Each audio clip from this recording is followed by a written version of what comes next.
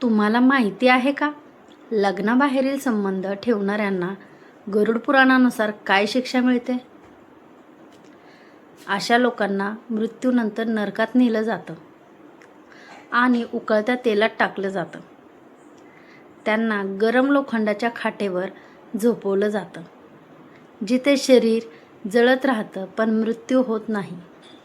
यमदूत सतत त्रास देतात आणि त्या आत्म्याला आपल्या पापाची शिक्षा भोगावी लागते.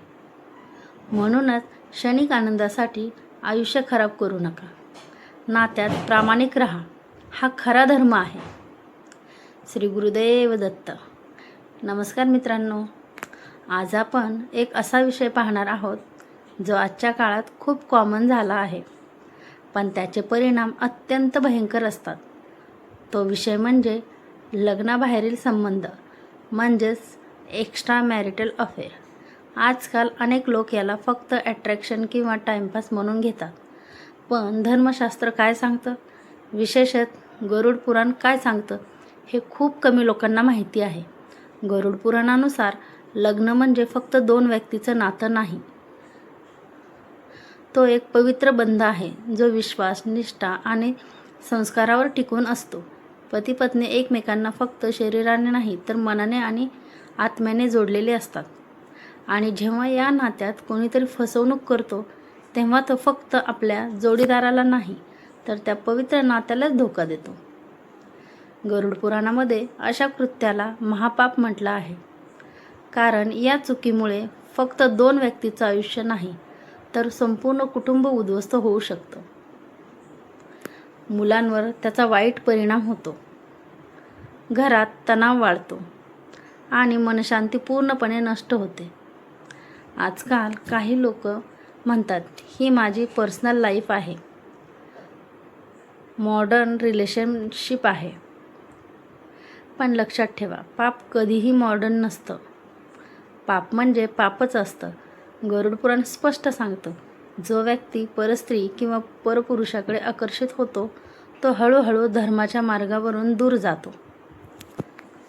त्यांच्या मनात वासना वाढते, त्याची विचारसरणी बदलते आणि तो सत्यापासून दूर जातो. सुरुवातीला हा संबंध खूप सुंदर वाटतो, गुप्त भेटी, गोड बोलणं, पण हळूहळू त्याचं रूप बदलायला लागतं. भीती वाढते, गिल्ट निर्माण होतं आणि सतत एक ताण मनावर राहतो. एक दिवस सत्य बाहेर येतच आणि त्यावेळी सगळं काही कोसळून पडतं. विश्वास तुटतो, नाती संपतात आणि आयुष्यभराचा पश्चाताप सुरू होतो. गरुड पुराणानुसार अशा पाप करणाऱ्यांना मृत्यूनंतर नरकात भयंकर शिक्षा भोगावी लागते. यमदूत त्या आत्म्याला पकडून घेऊन जातात आणि त्याला अशी शिक्षा देतात जे ऐकूनही अंगावर शहारे येतात. असं सांगितलं जातं की अशा व्यक्तीला उकळत्या तेलात टाकलं जातं, जिथे त्याला असह्य वेदना सहन कराव्या लागतात. नंतर त्याला लाल गरम लोखंडाच्या खाटेवर झोपवलं जातं, जिथे शरीर जळत राहतं पण मृत्यू होत नाही. यमदूत त्याला सतत त्रास देतात, ओढतात, मारतात आणि त्या आत्म्याला त्यांच्या पापाची जाणीव करून देतात. ही शिक्षा फक्त काही वेळासाठी नसते तर खूप काळ चालते आणि शिक्षा संपल्यानंतरही त्या आत्म्याला लगेच सुख मिळत नाही. पुढच्या जन्मात त्याला गरिबी, दुःख आणि नात्यामध्ये सतत फसवणूक असं जीवन मिळतं. म्हणजेच जसं पाप आपण करतो तसंच फळ आपल्याला मिळतं. मित्रांनो, हे सगळं ऐकून घाबरायचं नाही, तर यामधून शिकायचं आहे. जर कोणी अशा चुकीच्या मार्गावर असेल तर अजूनही वेळ गेलेली नाही. मनापासून पश्चाताप करा, देवाची प्रार्थना करा आणि त्या चुकीच्या नात्यातून बाहेर पडा.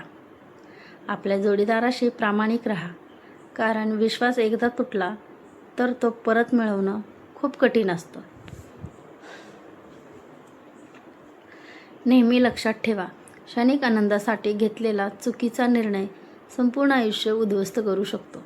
गरुड पुराण आपल्याला घाबरवण्यासाठी नाही तर योग्य मार्गदर्शन दाखवण्यासाठी आहे.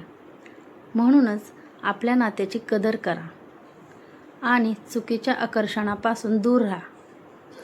शेवटी फक्त एकच सांगते, नात्यातील प्रामाणिकपणा आणि विश्वास हेच खरंच सुख देतात.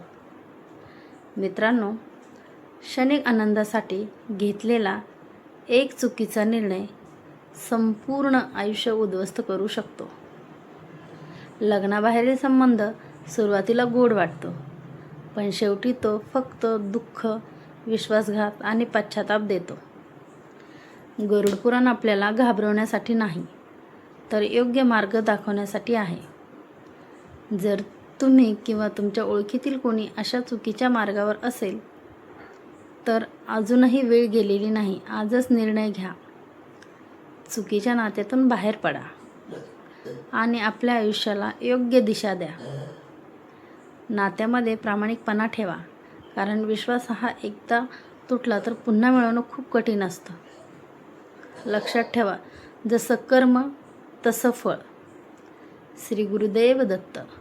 जर तुम्हाला अशा प्रकारचे धार्मिक आणि सत्य माहिती आवडत असेल तर व्हिडिओला लाईक करा, चॅनेलला सबस्क्राईब करा आणि व्हिडिओ शेअर करून इतरांनाही योग्य माहिती पोहोचवा.